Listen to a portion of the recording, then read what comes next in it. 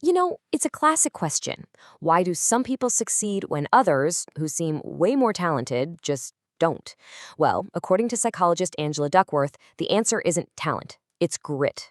So, in this explainer, we're going to unpack her incredible research to figure out what really drives achievement. So, let's kick things off with a question that might challenge a belief most of us have. Is our obsession with talent actually a trap?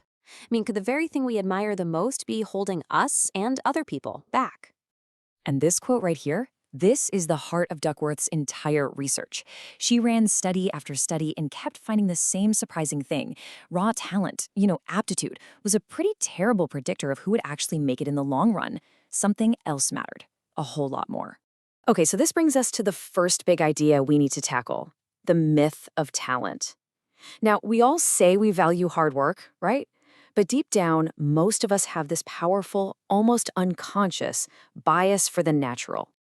Think about it. We love the stories of the prodigy, the genius who just seems to get it without even trying. But this fascination with innate talent, it can be a massive distraction.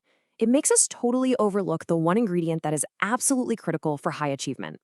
So, if talent isn't the secret sauce, what is? Well, that brings us to the core concept of this whole thing. The power of grit. So, what exactly is grit? Well, Duckworth defines it as this really powerful combination of two things. First up is passion. And we're not talking about a casual interest here. This is a deep, long-term commitment to something you really want. And second is perseverance, that resilience, that work ethic, to just keep going, especially when things get hard. Yeah, the formula looks almost too simple, right? Passion plus perseverance equals grit. But don't let that fool you. This simple combination is the real engine behind achievement. And look, this isn't just a nice theory. The research is solid. A person's grit score can reliably predict success in some of the toughest environments you can imagine. From the insane training at West Point, to sticking it out in a difficult sales job, to actually finishing high school or getting a graduate degree. And here's the kicker. In these situations, grit was a better predictor of success than talent or even IQ. Okay, so how does grit actually work? How does it turn into real-world success? Duckworth gives us this super clear two-part formula that really shows the hidden power of just putting in the effort. All right, here's part one. That natural talent you have, that's just potential. It's a starting point. To turn that raw potential into a real usable skill, you have to apply effort. Effort is the great multiplier here. Without it, even the most amazing talent just sits there and does nothing. But wait, it doesn't stop there.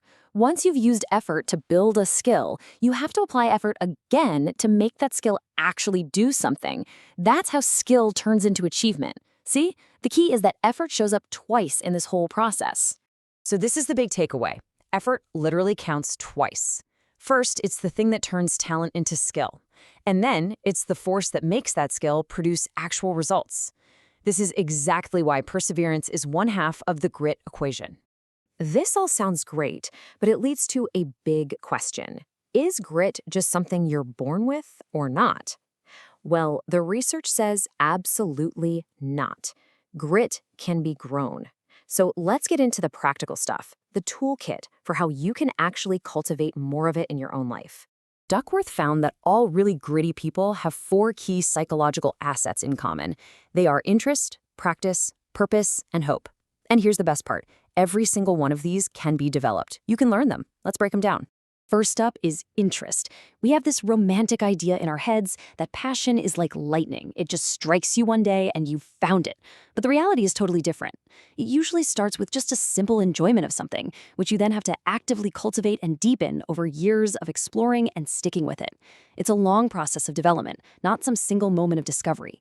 Next up, we have practice. And listen, this isn't just about grinding out your 10,000 hours. The real secret is that the highest achievers don't just practice more, they practice differently. And this specific way they do it is what really sets them apart from everybody else.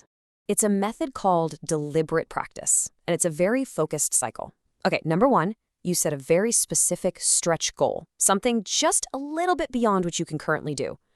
Two, you practice with 100% no distractions focus. Three, you get immediate, honest feedback on what you did wrong so you can correct it. And four, you just repeat that loop over and over until that new, harder skill becomes totally automatic. Now, it's really important to know that deliberate practice is not that amazing feeling of flow. Deliberate practice is the hard, sometimes frustrating work you do in preparation. It's all about pushing your limits. Flow, on the other hand, is that feeling of effortless performance when you're in the zone. Deliberate practice is the tough stuff you do behind the scenes that makes those moments of flow possible. The third asset is purpose. This is the why. This is the fuel that keeps your grit going for the long haul. It's the core belief that what you're doing is connected to something bigger than just you.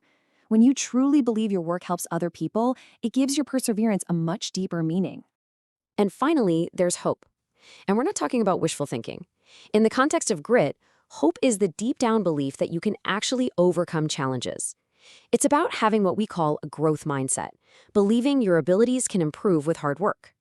It means when you fail, you see it as a temporary setback to learn from, not a permanent judgment on who you are. This kind of hope is what gets you back up every time you get knocked down. So when you put all of these pieces together, the intense focus on effort and then cultivating interest, practice, purpose, and hope, you start to develop what you could call the marathon mindset. And this quote just brings it all home, doesn't it? Life is not a sprint, it's a marathon. And in that long race, what you accomplish has so much less to do with your starting talent and so much more to do with your grit. Our culture's obsession with the natural genius is just a distraction from that simple, powerful truth.